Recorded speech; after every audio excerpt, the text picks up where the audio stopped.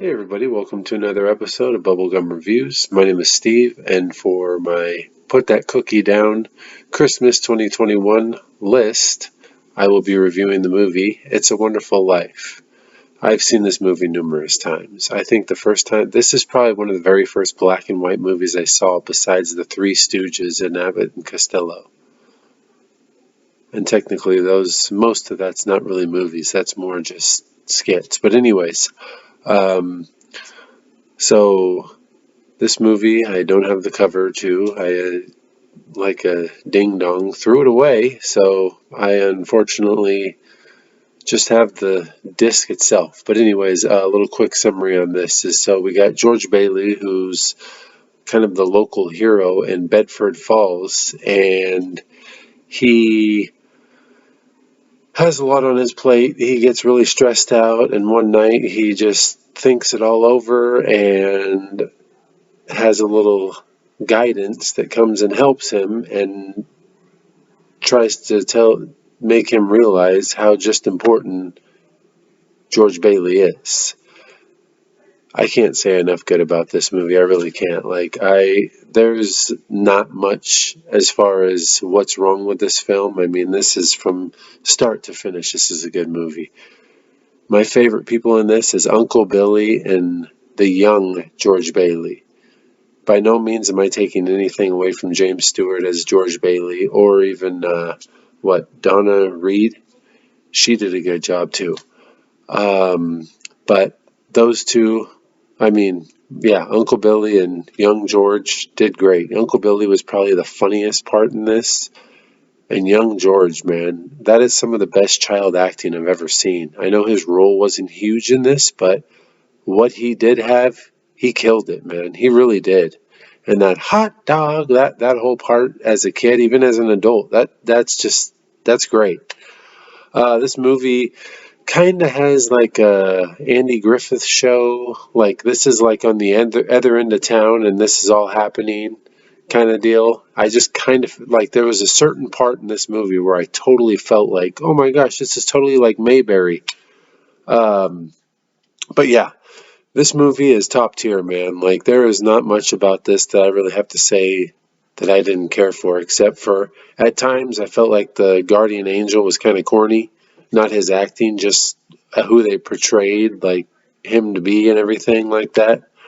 But overall, man, this movie is probably one of the best movies as far as pulling on the old tug strings for a Christmas movie and having a good message aside from like the suicidal part, even though that's a real thing, so obviously, I mean, that does happen. But overall, the message in this is amazing. And yeah, like I said, if you don't, if you are kind of an emotional person, this might get to you just a little bit. A little bit. No, no, I'm just kidding. But anyways, so yeah, the one thing that I did notice in this is like this movie like shows you GoFundMe back in the day. Like seriously, that whole thing at the end, I was like, oh my god, that's totally a GoFundMe in the old days. So let's get to it. We have Frank Capra, who is an Italian American director who, unfortunately, I've never seen anything this guy's done. But after like watching this time and kind of digging into more about it and whatnot, I do want to check out some of his other stuff. IMDb gave this an 8.6 out of 10. Rotten Tomatoes gave it a 94%. Dog Bones gave it a 4 out of 4. I give it a 9 out of 10. If there's something I could tell you to watch this, it would be the acting in this is fantastic. The movie all around is just great. It really is. So this is the number 24 rated film on IMDb. And that's with the amount of reviews it has. So that's a pretty impressive little stat there. Box office at 3.3 million on a budget of 3.18 million. So it made 0.12 million back in the day. Those numbers, I think like 3.3 back in 1946 would be like $46 million today. But anyways, it made money. So that to me is progress. I do feel like the number's a little low, but I mean, back in 1946, how much was a movie ticket? That's the real question. Like 25 cents or something? So you put that together, and that's even more impressive. But anyways, so this movie was actually nominated for 5 Oscars, which is not a surprise at all, and actually really cool. The interesting fact in this one, so the scene where Uncle Billy needs to get pointed in the right direction. This is pretty interesting. I like this. You hear him walking when George Bailey points him in the direction he needs to go. You hear him walking, and off screen, you hear him say something like, "I'm all right, I'm all right." And you see George Bailey kind of snicker and laugh. Well, apparently, what happened in that scene is a crew member dropped some props, and to make it sound like something like he was just supposed to walk away and nothing happened.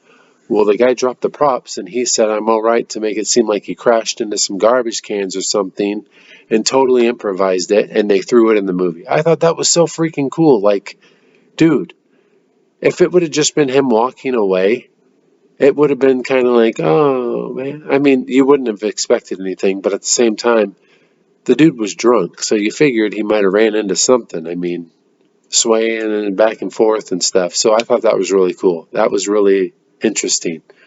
Anyways, so up next, I'm actually going to be watching the Jim Carrey, Dr. Seuss's the How the Grinch Stole Christmas. I think that yeah, that's going to be my next movie. So stay tuned for that. You guys have a good night and like and subscribe. And just a little quick heads up. So eventually here, I think I'm going to have my Christmas tree here. So as you remember last year, I had me doing the reviews in front of the Christmas tree. So that'll probably be up pretty soon. So just thought you might get a little excited for Christmas like me, like old Buddy the Elf. Yeah, that. All right, that's all. You guys have a good night.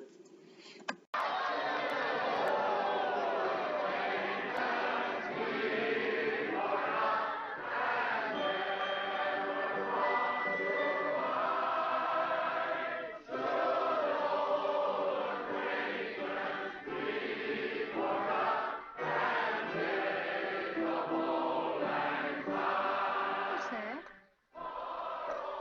That's a Christmas present from a very dear friend of mine. Look,